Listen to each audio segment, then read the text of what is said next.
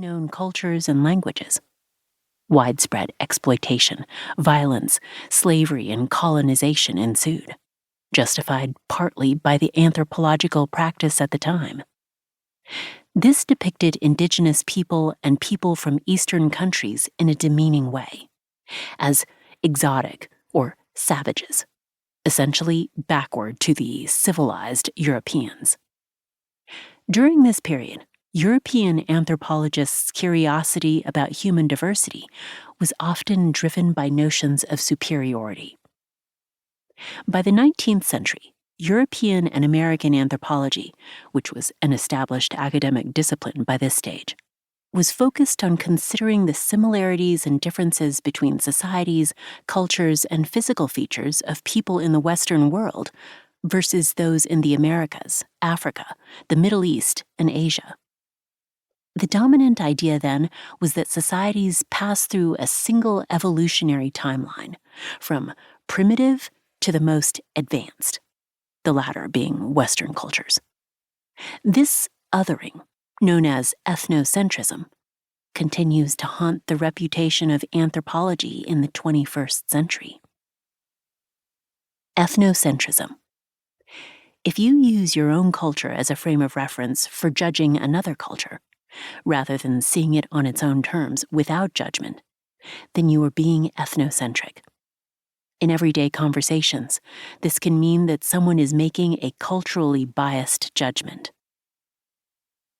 Charles Darwin, 1809 to 1882. The great advances that anthropology made in the late 19th century were largely due to the work of one scientist, Charles Darwin. Contrary to common belief, he did not invent the idea of evolution, as change over time was evident in fossil records in the early 19th century. Darwin was, however, the first to figure out the mechanism by which evolution works, which is natural selection. He proposed that a species' ability to adapt to its surroundings and fit into its environment determined its survival.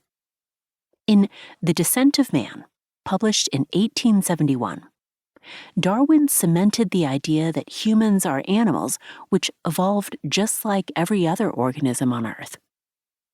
He thought that humans and apes shared a common ancestor in the geological past, and predicted, correctly, that because African great apes are most similar to humans, our ancestors evolved first in Africa. The same but different. During the 19th and early 20th centuries, anthropology was approached from two main perspectives, both greatly influenced by colonialism.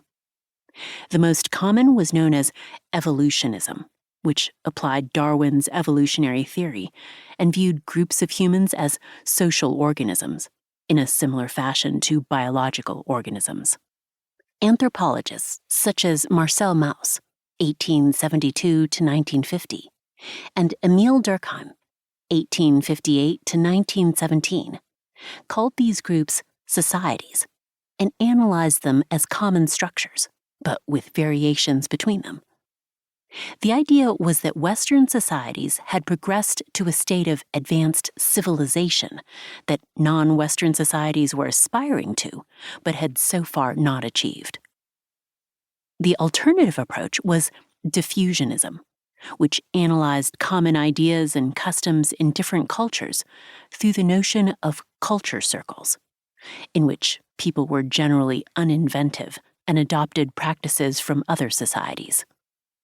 British anthropologists like W.J. Perry, 1887 to 1949, believe that all cultures originated from a single culture circle in Egypt.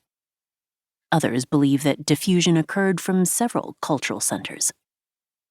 As the distinct field of anthropology emerged, the hierarchical notions of both theories faced increasing criticism. Franz Boas, 1858 to 1942. Known as the father of American anthropology, Franz Boas rejected the evolutionism practice of comparing cultures to European traditions and the nomothetic approach of trying